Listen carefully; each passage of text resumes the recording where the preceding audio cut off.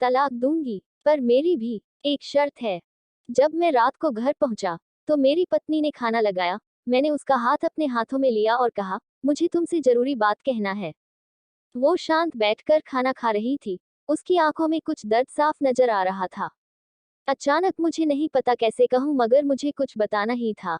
मैंने बड़ी शांति से कहा, मुझे तलाक चाहिए। लगा जैसे उसे मेरे शब्दों से कुछ फर्क नहीं पड़ा, बल्कि उसने मुझसे पूछा क्यों तलाक चाहिए। मैंने उसके सवाल को अनसुना किया तो उसे गुस्सा आ गया। उसने चम्मच उठाकर फेंक दिया और जोर से चिल्लाई, तुम इंसान नहीं हो। उस रात हमने एक दूसरे से बात नहीं की। वो रो रही थी। मुझे पता था कि वह जानना चाहती थी कि आखिर ऐसा क्या हुआ है जो हमारा रिश्ता टूटने की कगार पर आ गया। पर मेरे लिए उसके सवालों का जवाब दे पाना नामुमकिन था। मैं अब किसी और से प्यार करने लगा हूँ, जिसका नाम प्रिया है। अब मुझे उससे प्यार नहीं रहा। मैंने उसे उसके वर्षों के प्यार की सजा दी थी। मैंने भरे मन से तलाक के पेपर्स तैयार किए, जिसमें लिखा था कि वह पूरा घर, कार और कंपनी की 30% शेयर ले सकती है इस तलाक के बदले में। लेकिन उसने उन पेपर्स को देखा और उनके टुकड़े टुकड़े कर दिए। वो औरत जिसने मेरे साथ जीवन के 10 साल बिताए थे, वो आज मेरे लिए अनजान हो चुकी थी। मगर मैं क्या करूं, जो हो चुका उसे मैं बदल नहीं सकता था, क्योंकि मैं किसी और से अपनी पत्नी से भी ज्यादा प्यार करने लगा था। आखिरकार उसके सब्र का बांध टूट गया और वो फूट फूट कर मेरे सामने रोने लगी। मेरे लिए उसका रोना एक तरह से उसकी रिहाई की तरह था। तलाक की ये बात जो कई दिनों से मुझे परेशान कर रही थी, अब बिल्कुल साफ हो चुकी थी। अगले दिन मैं घर काफी लेट आया। मैंने देखा कि वह टेबल पर बैठकर कुछ लिख रही थी। मैंने शाम का खाना नहीं खाया था, लेकिन फिर भी मैं सीधे ऊपर जाकर अपने कमरे में सो गया, क्योंकि पूरा दिन प्रिया के साथ रहने और कई जगह घूमने के बाद मैं थक गया था। वो शायद रात को उसी टेबल पर लिखते लिखते सो गई थी। सुबह उसने तलाक देने की शर्तें बताए। वह मुझसे कुछ भी लेना नहीं चाहती थी। उसे सिर्फ तलाक से पहले 1 महीने का समय चाहिए था। उसने आग्रह किया कि इस 1 महीने में हम दोनों वही पुराना वाला जीवन जिए जितना संभव हो सके, क्योंकि आने वाले महीने में हमारे बेटे की परीक्षा है। वह नहीं चाहती थी कि हमारे टूटे रिश्ते का प्रभाव उसकी पढ़ाई पर पड़े। मुझे भी यह ठीक लगा, मगर वो कुछ और भी कुछ चाहती थी, जैसे शादी के दिन में उसे उठाकर अपने शयन कक्ष तक ले गया था। उसी तरह हर रोज 1 महीने तक मैं उसे शयन कक्ष से उठाकर मुख्य द्वार तक ले जाऊं। मुझे लगा यह पागलपन है, मगर इन आखिरी दिनों को थोड़ा अच्छा बनाने के लिए मैंने उसकी यह शर्त स्वीकार कर ली।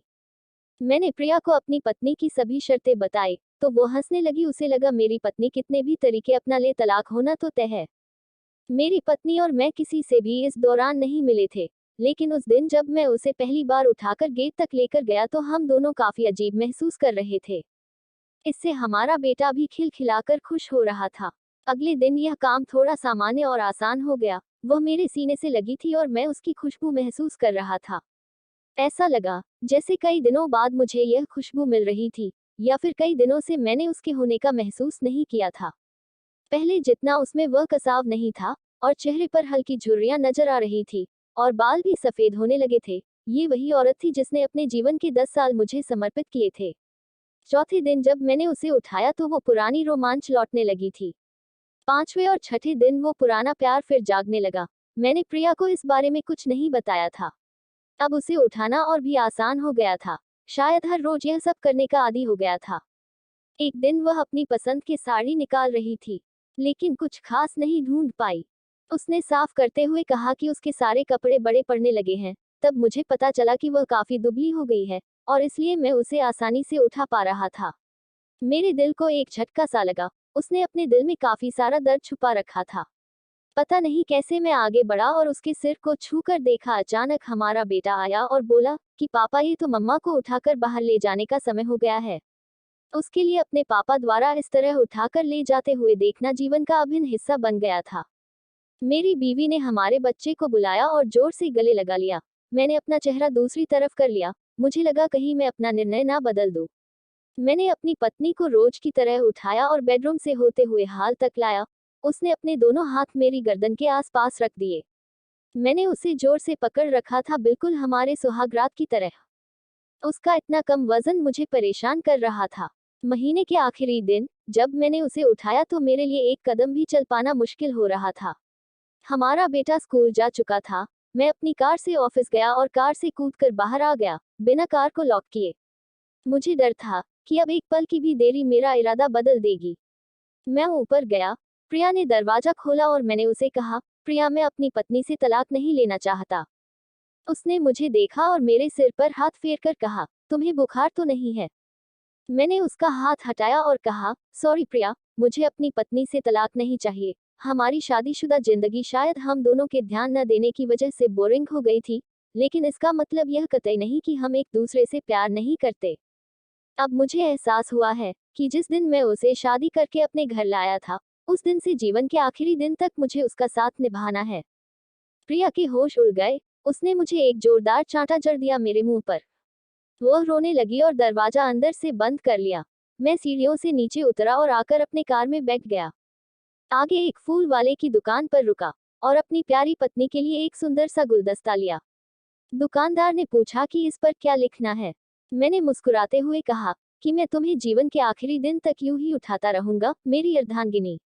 उस शाम जब मैं घर आया हाथों में गुलदस्ता लिए, मेरे चेहरे पर एक मुस्कान थी। मैं ऊपर अपने कमरे की तरफ भाग कर गया, लेकिन तब तक वह मुझे छोड़कर इस दुनिया से जा चुकी थी, हमेशा के लिए।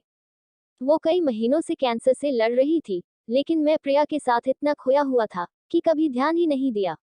उसे पता था कि वह जल्दी मुझे छोड़कर जाने वाली है, इसलिए वह मुझे और मेरे बेटे के रिश्ते को टूटने से बचाना चाहती थी। मैं नीच उससे तलाक देना चाहता था, लेकिन फिर भी उसने मुझे अपने बच्चे की नजरों में एक प्यारा पति और पिता बना दिया। जीवन की छोटी छोटी बातें रिश्तों में बहुत महत्व रखती है। बड़ा घर, बड़ी कार, बैंक बैलेंस ये खुशियों का हिस्सा जरूर बन सकते हैं, मगर अपनों के बिना इनकी कोई कीमत नहीं है। दोस्तों, ये कहानी आपको कैसी लगी? अगर स्टोरी अच्छी लगी तो कमेंट जरूर करें और लाइक, शेयर एंड सब्सक्राइब करें।